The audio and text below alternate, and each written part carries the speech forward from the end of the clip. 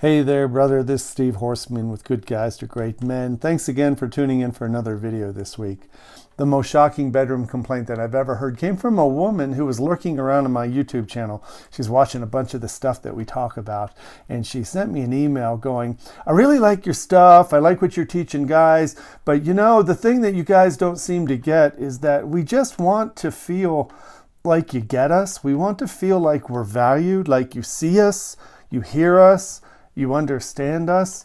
And what she's talking about is the idea of presence, just being present. A woman really likes to feel like somebody is listening and gets her and sees her and understands her. And I know you're saying right now, well, yeah, I do too. Of course you do. So this is the message. She wants exactly what you want. But I want to tell you about the complaint because it points to something us guys do all the time.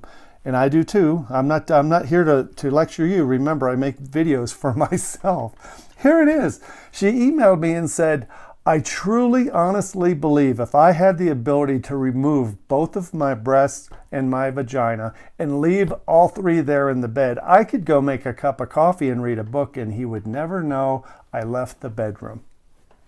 That's the most shocking bedroom complaint I've ever heard. She was serious. And she went on to explain in the email, what I'm saying is that his attention is so much on the physical act, on the anatomy of sexuality, the performance of sexuality. He was so into the touching aspect of sexuality that she felt like her heart and her mind and her spirit were totally disregarded. She wasn't seen, she wasn't heard, she wasn't valued. She didn't feel like she mattered, so she could have just taken those parts off, left them with him, and go get a cup of coffee. I know it's kind of funny to imagine because the visual is kind of freaky. But here's the point. We do this all the time. We let our attention get diverted. Oh, a squirrel. Oh, a bird. Oh, something happened. We're always getting our attention diverted. And these days, it's even worse with social media and the freaking phone thing. I was at dinner with a friend the other night, and we both left our phones in the car, and we laughed how cool it was. We talked about a study recently that says if you leave your phone on the table, even if it's upside down, your eyeballs are kind of checking out the phone while you're trying to have a conversation with somebody.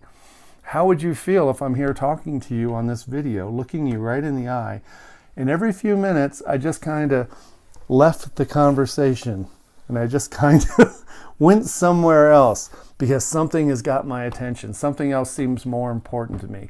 And I'm half in and half out. Women tell me that is the most obnoxious and the most unsexy thing in the world that can happen in the bedroom or out of the bedroom is when a man's attention starts to go other places other than making her feel like she matters, like she's valued, like she is seen and heard and understood. And the thing is, us guys like that too. This video, it's just you and me here right now, right? You're watching this on your phone or your iPad or whatever, and I'm sitting here with my phone. We're just talking. I'm looking at you in the eye. You're listening. If you could talk back, I would listen back, just like at dinner the other night with my buddy. We just got to talk and listen and take turns sharing, and we felt like we mattered, like somebody cared. It's really as simple as it is, but it's complex as hell because we get distracted by everything. Now in the bedroom, it's a very different thing because we have this biology that we think is making us focus on the anatomy, right? The anatomy of a woman. We go into performance mode and we lose our mind in the physicality of it, forgetting that there's a human spirit, a soul, a mind, and a heart that wants to feel connection, which is the deepest sexuality I think we'll ever experience, is when we can enjoy both the physical and spiritual aspects of lovemaking. So the biggest complaint and the most shocking complaint I've ever gotten is that I could leave my sex organs in the bed and go get a cup of coffee. I wanted to tell that to you in this video to make you grin, make you feel cringy a little bit, and make you realize that, yeah, sometimes I do that. So what can you do differently? And that's what I want to give you in this video. Slow down. This is what you can do differently. You might even tell her that joke if she's the kind of woman who appreciates that joke or the story about the woman who said that. Tell her you get it. Tell her you're sorry if you ever made her feel that way. Tell her what you're learning is about presence, about being there, connecting to somebody's heart and their mind and their spirit in addition to their anatomical parts. and that it's not unusual. You're not alone. There are millions of us brothers out who have been raised in a way to totally focus on the physicality of everything. Physicality in sports, physicality in weight training, physicality in competition, physicality in the sexuality. We're very physical beings, and most guys' love language, that is when they feel most love, is physical touch. First runner-up is words of affirmation. Us guys like to be told that we're nice and that people like us, and we also like touch. But an insecure, an unhealthy, or an immature man is totally centered on physical touch and words of affirmation.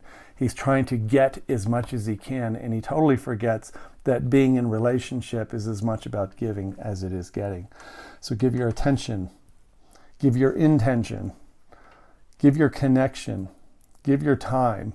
Pay attention to things in the heart and the spirit and the mind. Slow down. I hope this advice works for you just for the next 7 days. Give it a shot with everybody you talk to. It doesn't matter who they are, how old or young. And if you find yourself in the bedroom, really, really focus on slowing down and connecting with her heart. Hope that helps you, brother. Have a great day. Bye-bye.